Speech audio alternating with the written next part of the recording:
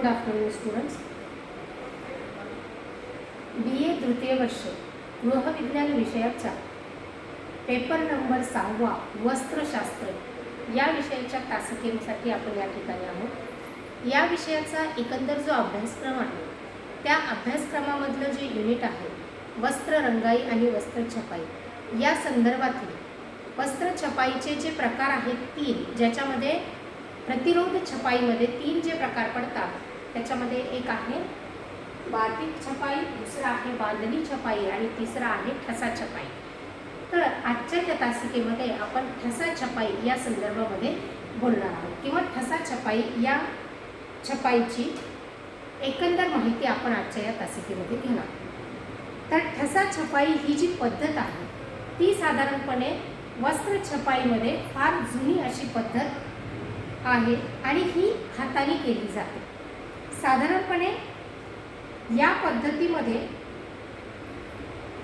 Speed किंवा काम करण्याची पद्धत जी आहे ती हाताने असल्यामुळे हे कापड थोड्या हळू प्रक्रियेतून तयार होते, परंतु याची लोकप्रियता खूप साऱ्या प्रमाणात प्रचलित आहे किंवा हा कापड ठसा छपाईच्या पद्धतीने केलेली छपाई जी आहे वस्त्राची ती खूप लोकप्रिय आहे आणि याच्यामुळे विशेष असं सौंदर्य जे आहे ते वस्त्रामध्ये निर्माण होते आणि याची जगप्रसिद्ध अशी मागणी जी आहे किंवा जगामध्ये प्रसिद्ध असणारा हा ब्लॉक प्रिंटचा किंवा ठसा छपाईचा कपडा जो आहे तो प्रसिद्ध आहे. साधारणपणे ठसा म्हणजे काय किंवा ठसा छपाई कशी केली जाते, तर ठसा म्हणजे कुठल्याही शासकीय कार्यालयामध्ये मारले जाणारे ठसे त्या स्वरूपाचाच असणारा हा ठसा असतो आणि तो वस्त्रावरती किंवा स्टॅम्पिंग सारखा, रबर स्टॅम्पिंग सारखा, म्हणजे कार्यालयामध्ये असणारे ठसे जे आहेत ते रबर स्टॅम्प असतात आणि हा रबर स्टॅम्पिंग सारखाच हा ठसा असतो. परंतु ठशासाठी साधारणपणे लाकडाचाच वापर जो आहे किंवा लाकडी ठशांचा वापर जो आहे तो वस्त्र रंगाईसाठी केला जातो. विविध प्रकारचे आणि आकाराचे ठसे याच्यामध्ये वापरले जातात. ठसे बहुतेक लाकडी किंवा क्वचित वेळेस धातूचे बनवले जात असतात. ही क्रिया हाताने केली जात असल्यामुळे ठशाचा आकार आणि वजन हे जास्त असता कामा नये, म्हणजे छपाई करणाऱ्या व्यक्तीला तो ठसा उचलणं आणि छापणं सोप्या पद्धतीने व्हायला पाहिजे, म्हणून त्याचं वजन जे आहे ते वजन आणि आकार हा खूप वजन जास्त असू नये आणि आकार हा खूप मोठा त्या ठिकाणी असू नये, अन्यथा ती छपाई करताना त्या ठिकाणी अवघड अशी ही प्रक्रिया थोडीशी अवघड अशी त्या ठिकाणी होऊ शकते. ठशासाठी साधारणपणे चांगल्या प्रतीचं गाठी नसलेलं आणि गुळगुळीत लाकूड जे आहे ते या ठिकाणी ठसा निर्मितीसाठी वापरलं जातं. लाकडी ठोकळ्याचा पृष्ठभाग जो आहे तो सँडपेपरने घासून गुळगुळीत केला जातो आणि त्याच्यानंतर म्हणजे घासून गुळगुळीत करून त्याला एक समान म्हणजे फ्लॅट लेवल जी आहे ती त्या लाकडाला निर्माण करून दिली जाते आणि त्या लाकडाच्या ठशाला हातात धरता येईल अशा पद्धतीने त्याला वरच्या साईडने म्हणजे त्या लाकडी ठोकळ्याला किंवा त्या लाकडी शीटला वरती हाताने धरता येईल अशा पद्धतीची व्यवस्था जी आहे ती त्याला केली जात असते. हे जे आकार आहे त्याच्यामध्ये चौकोन, गोल, आयताकार, अंडाकृती किंवा पंचकोनी असे वेगवेगळ्या आकारामध्ये साधारणपणे ठसे हे असू शकतात. याचा आकार जो आहे तो 500 मिलीमीटर बाय 500 मिलीमीटर आणि उंची साधारणपणे 40 मिलीमीटर पेक्षा मोठ्या आकाराचा हा वापरला जात नाही आणि कोरलेल्या नमुन्याची उंची जी आहे ती फक्त 5 मिलीमीटर इतकी असते. म्हणजे याचा आकार जो आहे तो साधारणपणे 500 मिलीमीटर बाय 500 मिलीमीटरमध्ये त्या हा ठसा बनवला जातो आणि याची उंची 40 मिलीमीटरपेक्षा जास्त नसते आणि जो ठसाचा डिझाईन आहे म्हणजे आपल्याला जो छापायचा भाग असतो तो फक्त 5 मिलीमीटर इतकाच त्या ठिकाणी बनवलेला असतो. कलाकारांकडनं म्हणजे वेगवेगळ्या आर्टिस्टकडनं वेगवेगळे नमुने जे आहेत ते मागवले जातात आणि मग त्याच्यामधनं जो नमुना पाहिजे तो नमुना त्या ठिकाणी किंवा जे नमुने पाहिजे ते नमुने त्या ठिकाणी निवडले जातात आणि नंतर हे नमुने लाकडी ठशांवरती कोरले जातात. मग हा नमुना लाकडी ठशावर कोरण्यासाठी साधारणपणे जो काही नमुना आहे तो नमुना त्याच्यावरती छापला जातो किंवा तो नमुना त्याच्या लाकडी ठशावरती कार्बन पेपरच्या साहाय्याने त्याच्यावर छापला जातो किंवा पिण्याच्या साहाय्याने त्याच्यावरती तो घट्ट बसवला जातो. आणि त्याच्यानंतर ठसा कोरण्यासाठी वेगवेगळ्या प्रकारचे उपकरणं म्हणजे विशेष काही उपकरणांचा वापर जो आहे तो त्याच्यामध्ये केला जातो, ज्याच्यामध्ये ॲसेटेड चाकू आणि गॉज आणि व्हेनस या उपकरणांचा वापर जो आहे तो आकार कोरण्यासाठी त्या ठिकाणी केला जात असतो. आणि ठसा कोरण्याआधी त्या सर्व प्रकारच्या चाकूंना किंवा त्यांच्या उपकरणांना योग्य पद्धतीची धार जी आहे किंवा त्याचा शार्पनेसपणा जो आहे तो त्या ठिकाणी करून घेतला जातो. आणि त्याच्यानंतर त्या नमुन्याच्या भोवती जो काही भाग काढून टाकायचा असतो लाकडातला त्या पद्धतीने त्याच्यावरती ह्या वेगवेगळ्या उपकरणांचा वापर करून तो ठसा जो आहे तो त्या ठिकाणी कोरला जात असतो. आणि कोरल्यानंतर त्याची एक साधारण टेस्टिंग जी आहे, तपासणी जी आहे ती केली जाते. त्याला रंगामध्ये बुडवून खराब कापड्यांवरती किंवा एक्सपेरिमेंट असलेल्या कपड्यावरती तो ठसा उमटवला जातो. आणि उमटवल्यानंतर जर तो ठसा डिझाईनप्रमाणे तयार झाला असेल तर तो तसा वापरला जातो. अन्यथा त्याच्यातील जर काही दोष राहिले असतील तर ते दोष परत एकदा त्या लाकडी ठोकळ्याला कोरून ते दोष जे आहेत ते दूर केले जातात. आणि मग नंतर हे लाकूड जे आहे किंवा हे लाकडी ठसे जे आहेत ते कापडांवरती रंगवण्यासाठी, कपड्यावरती छपाई करण्यासाठी तयार केले जातात आणि नंतरच ते वापरले जातात. तयार झालेल्या या ठशांच्या मदतीने कपड्यावरती छपाई केली जाते. आता नमुन्यामध्ये आपल्याला जेवढे रंग असतात म्हणजे एक साधारण डिझाईन असते की त्याच्यामध्ये फुलं, पाने, देठ किंवा फुलपाखरू वगैरे अशा पद्धतीचे एक डिझाईन किंवा एक नमुना जो निवडलेला आहे त्या नमुन्यामध्ये जितके रंग वापरायचे असतील तितके ठसे जे आहेत ते तयार करावे लागतात.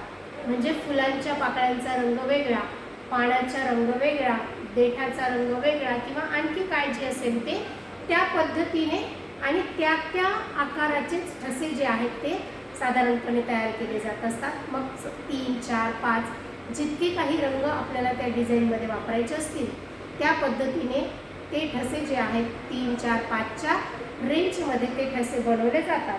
आणि एक ठसा जो आहे तो बॉर्डर जी असते, बॉर्डर लाईन किंवा त्याचा एक एंडिंग भाग जो असतो, आउटलाईन जी असते त्याचा एक ठसा जो आहे तो एक्स्ट्रा त्या ठिकाणी बनवला जात असतो. म्हणजे 4 रंगांचा जर असेल तर 4 ठसे आणि त्याच्यामध्ये एक जो आहे तो बॉर्डरसाठीचा ठसा जो आहे तो त्या ठिकाणी बनवला जात असतो. त्याच्यानंतर छपाई करताना सर्वात प्रथम ठशाला रंग लावला जातो. परंतु हा रंग लावण्यासाठी एका ट्रेमध्ये रंगाचे पॅड जे आहेत ते तयार केले जात असतात. आणि मग ह्या पॅडमध्ये म्हणजे ट्रेमध्ये म्हणजे साधारणपणे उथळ भांडं, खूप खोल भांडं या ठिकाणी वापरलं जात नाही. तर एका उथळ भांड्यामध्ये उत्तम आर्द्रता शोषक असणाऱ्या तंतूच्या कापडाचे 2 ते 3 थर जे आहेत ते त्या ठिकाणी दिले जातात. आणि त्याचं जाड पॅड जे आहे पॅड स्वरूपात त्याला बनवलं जात असतं. आणि त्याच्यानंतर त्याच्यावरती घट्ट विणलेलं सुती कापड किंवा तलम कापड जे आहे ते त्याच्यावरती पसरवलं जात असतं. आणि मग नंतर हा ट्रे किंवा हा उथळ भाग किंवा भांडं तयार झाल्यानंतर त्याच्यामध्ये रंग जो आहे तो ओतला जात असतो.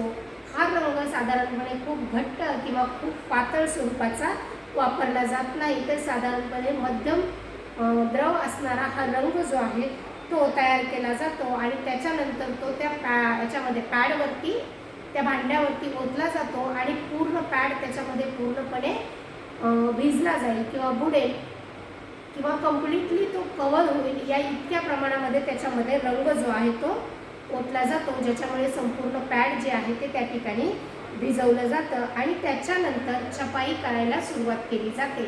छपाई करताना छपाईचं जे कापड आहे म्हणजे ज्या कापडावर छपाई करायची आहे ते कापड लाकडी टेबलावरती पसरवलं जातं आणि ह्या टेबलाची उंची जी आहे ती साधारणपणे छपाईचं काम करणाऱ्या व्यक्तीच्या उंचीनुसार त्याच्या ठिकाणी ती असायला पाहिजे किंवा त्यानुसार त्याचं ॲडजस्टमेंट केलेलं असलं पाहिजे.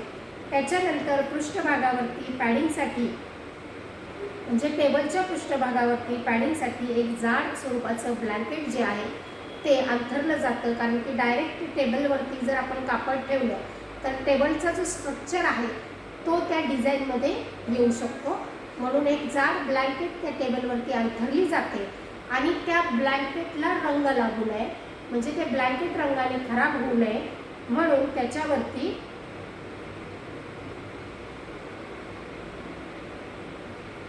पातळ रबर जे आहे, रबरचे शीट जी आहे, पातळ रबरची शीट जी आहे ती त्याच्यावरती अंथरली जात असते.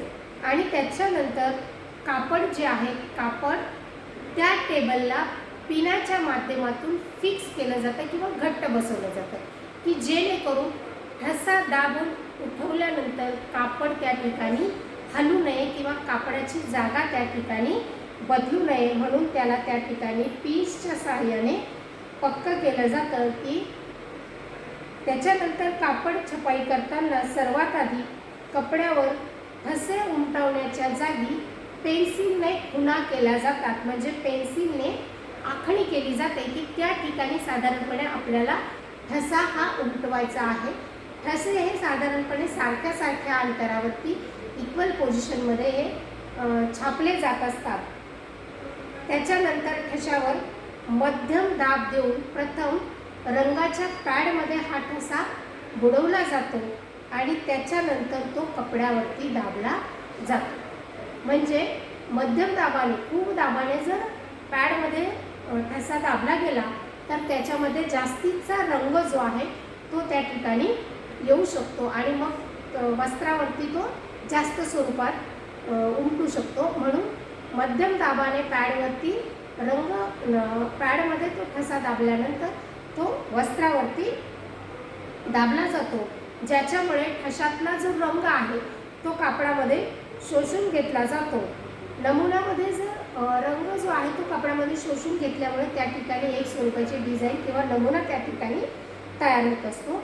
आणि नमुन्यामध्ये जर एकापेक्षा जास्त रंग असतील तर त्याच्यासाठी आधी सर्वात पहिले नमुन्याची बाह्यरेषा जी आहे म्हणजे बाह्यरेषेचा ठसा जो आहे तो अगोदर त्या कपड्यावरती उमटवून घेतला जातो आणि बाह्यरेषा साधारणपणे काळ्या किंवा दुसऱ्या रंगाने छापल्या जातात आणि नंतर एक एक करून त्याच्यामध्ये वेगवेगळ्या स्वरूपाचे रंग आणि नमुने वापरून ही ठसा छपाई जी आहे ती संपूर्ण कापडावरती उपयोग केला जातो. म्हणजे संपूर्ण कापड त्या पद्धतीने छापलं जातं आणि छापल्यानंतर हा नमुना सुकवला जातो आणि सुकल्यानंतर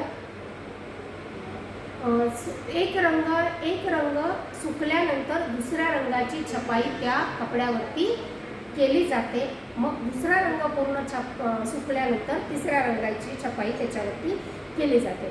अशा पद्धतीने छपाई संपूर्णपणे संपल्यानंतर रंग जेव्हा पूर्णपणे सुकला जातो त्याच्यानंतर हे कापड पक्के करण्यासाठी म्हणजे हे रंग कपड्यावरती पक्के करण्यासाठी धुणे आणि वाफवणे यासारख्या प्रक्रिया ज्या आहेत ह्या ठसा छपाईमध्ये केल्या जातात किंवा ठसा छपाईच्या कपड्याला आणखी छान पद्धतीने तो रंग बसण्यासाठी टिकाऊपणा येण्यासाठी त्याच्यासाठी त्याला धुणे आणि वाफवणे या प्रक्रिया केल्या जातात. आता ही ठसा छपाईबद्दल काही स्वरूपाच्या सूचना ज्या आहेत त्या केल्या गेलेल्या आहेत ज्याच्यामध्ये ठसा छपाई करण्यापूर्वी कपड्याला खळ जर असली तर ती खळ काढून घेण्यासाठी कापड जे आहे ते धुवून घ्यावे लागते. त्याच्यानंतर कापडावर कुठल्याही प्रकारची सुरकुती किंवा घडी नसली पाहिजे त्यासाठी कपड्याला व्यवस्थितरित्या अंथरून त्याच्यावरती इस्त्री केली जाते. अन्यथा छपाईनंतर इस्त्री जर केली तर नमुन्याच्या पृष्ठभागाचा जो रंग आहे किंवा बॅकग्राऊंडला त्या रंगाचे पट्टे जे आहेत ते तयार होऊ शकतात. म्हणून सुरुवातीलाच कापड धुवून त्याला इस्त्री करून रिंकल फ्री म्हणजे सुरकुत्या फ्री जे आहे त्याला ते करून घ्यायला पाहिजे. त्याच्यानंतर रंग जो आहे तो जास्त पातळ नसावा, अन्यथा तो कोरलेल्या भागामध्ये म्हणजे ठशाच्या ज्या कोरलेल्या भागा आहेत त्याच्यामध्ये जाईल आणि त्या ठिकाणी छपाई व्यवस्थित होणार नाही. ठसा छपाई करता योग्य घनतेच्या रंगाची आवश्यकता त्या ठिकाणी असते. ठसा कापडावर ठेवल्यानंतर त्यावर वेगवेगळ्या दिशेत एकसारखाच दाब द्यावा, म्हणजे रंग जो आहे तो पूर्ण नमुन्यामध्ये एकसारखा राहील. आणि त्याच्यानंतर छपाईनंतर जे ठसे आहेत ते पुन्हा स्वच्छ करून ठेवावे, की जेणेकरून पुढच्या वेळेस किंवा सेम नमुन्याचं कापड तयार करताना आपल्याला ते ठसे पुन्हा वापरता येते.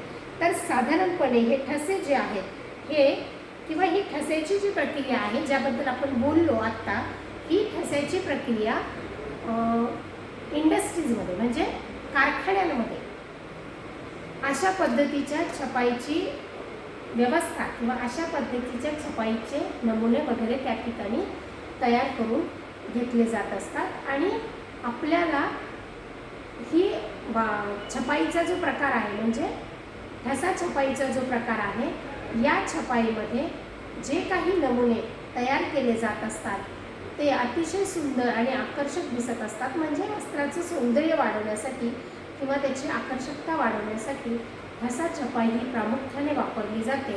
आणि ठसा छपाईमध्ये छापलेलं कापड हे अतिशय लोकप्रिय आणि लोकांच्या पसंतीला उतरण्यासारखं मार्केटमध्ये उपलब्ध होत असतं.